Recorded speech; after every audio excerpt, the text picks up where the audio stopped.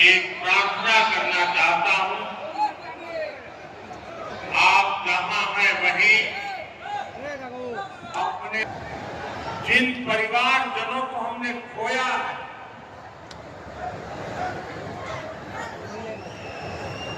उनको श्रद्धांजलि देने के लिए कुछ पल हम अपने स्थान पर बैठ करके ही मौन रख करके अपने अपने आराध्य देव का स्मरण करते हुए उन सबको श्रद्धांजलि देंगे। उसके बाद मैं आज अपनी बात प्रारंभ करूंगा।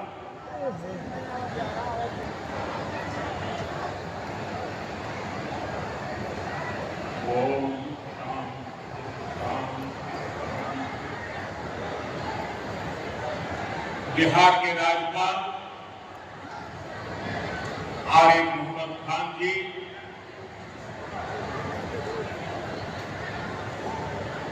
यहाँ के लोकप्रिय मुख्यमंत्री मेरे मित्र श्रीमान नीतीश कुमार जी, मंच पर उपस्थित अन्य सभी वरिष्ठ महानुभाव और बिहार के मेरे प्यारे भाई और बहनों, आज पंचायती राज दिवस के मौके पर पूरा देश मिथिला से जुड़ा है, बिहार से जुड़ा है। आज यहां देश के, बिहार के विकास से जुड़े हजारों करोड़ रुपए के प्रोजेक्ट का शिलान्यास और लोकार्पण हुआ। बिजली, रेल, इंफ्रास्ट्रक्चर के इन विभिन्न कार्यों से बिहार में रोजगार के नए मौके बनेंगे। आज राष्ट्रकवि रामधारी सिंह दिनकर जी की पुण्यतिथि भी है। मैं उन्हें विनम्र श्रद्धांजलि अर्पित करता हूं। साथियों, बिहार वो धरती है जहां से पूज्य बापू ने सत्याग्रह के मंत्र का विस्तार किया। पूज्य बापू का दृढ़ विश्वास था कि जब तक भारत के गांव मजबूत नहीं होंगे, तब तक भारत का तेज विकास नहीं हो पाएगा। देश में पंचायती राज की परिकल्पना के पीछे यही भावना। बीते दशक में पंचायतों को सशक्त करने के लिए एक के बाद एक कदम उठाए गए। टेक्नोलॉजी के माध्यम से भी पंचायतों को मजबूत किया गया। बीते दशक में 2 लाख से ज्यादा ग्राम पंचायतों इंटरनेट से जोड़ा गया। 5.5 लाख से ज्यादा कॉमन सर्विस सेंटर गांवों में बने। पंचायतों के डिजिटल होने से एक और फायदा, जीवन मृत्यु प्रमाण पत्र, भूमि धारण प्रमाण पत्र, ऐसे कई दस्तावेज आसानी से प्राप्त कर सकते हैं। आजादी के अनेक दशकों बाद जहां देश को संसद की नई इमारत मिली, वहीं देश में 30,000 नए पंचायत भवन भी बनाए गए। पंचायतों को 2 लाख करोड़ रुपए से ज्यादा का फंड पंचायतों को मिला।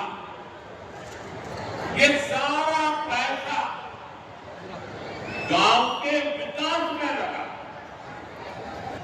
जमीनों का डिजिटलीकरण, जहां महिलाओं को इनमें 50% आरक्षण की सुविधा दी गई। और इसलिए मैं नीतीश जी का अभिनंदन करता हूं।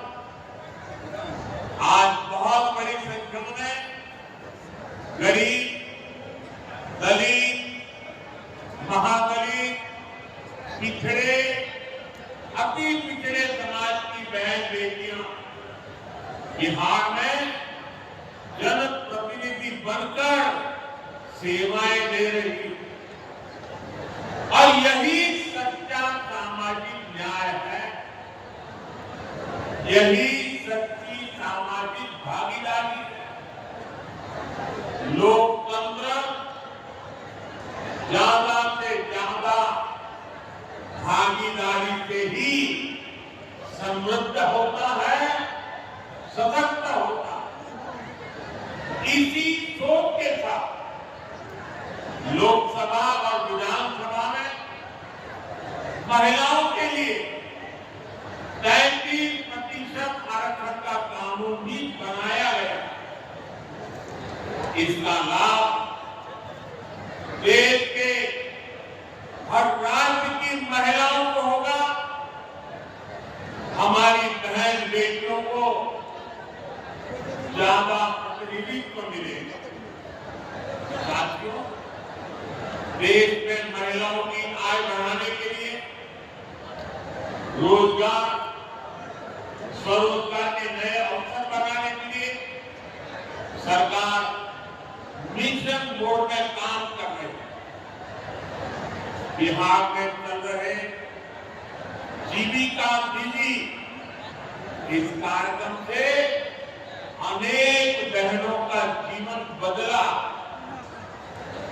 आज भी यहाँ बिहार की बहनों के स्वयं सहायता समूहों को करीब 1000 करोड़ रुपए की मदद दी गई।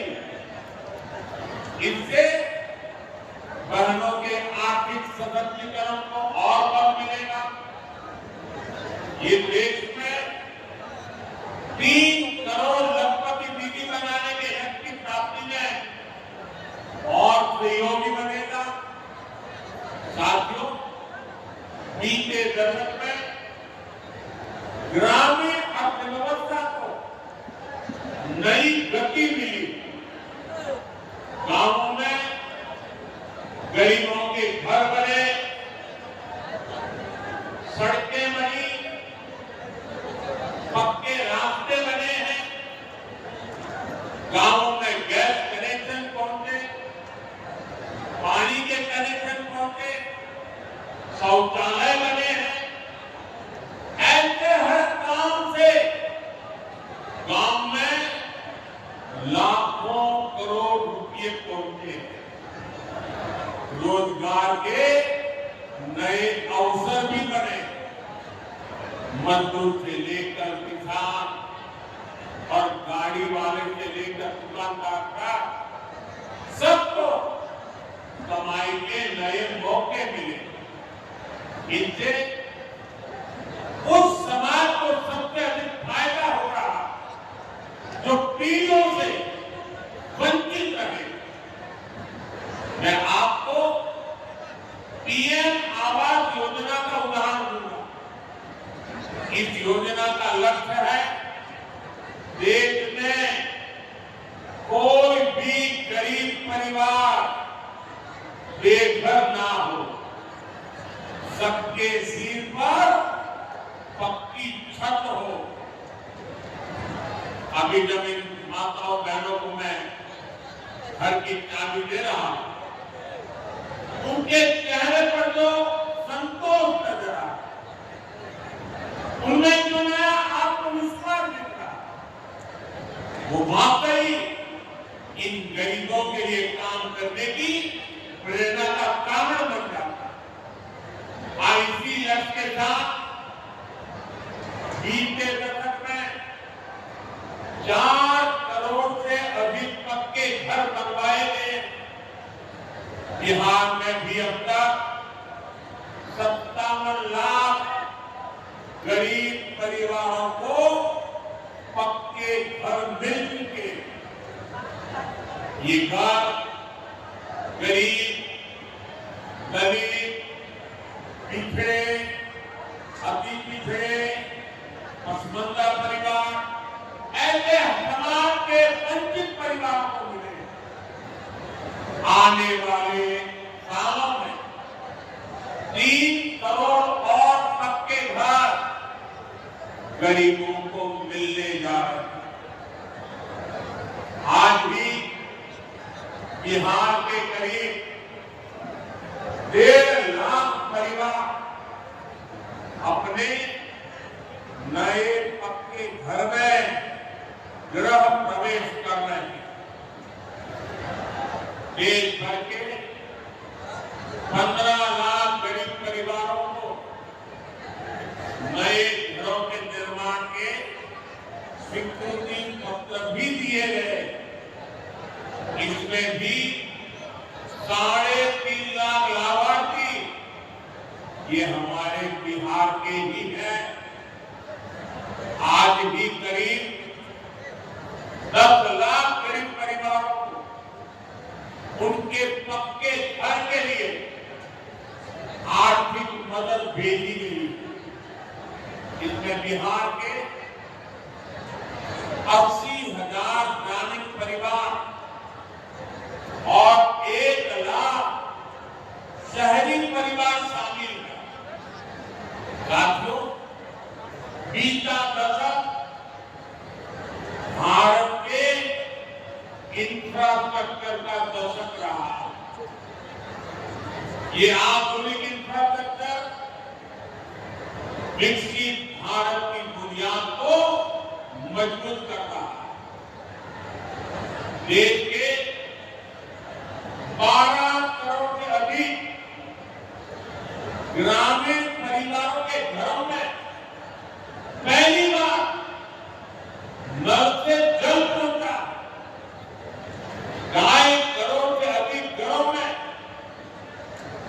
बिजली का कनेक्शन पहुंचा। जिन्होंने कभी सोचा नहीं था कि गैस के चूल्हे पर खाना बनाएंगे, उनको गैस सिलेंडर मिले।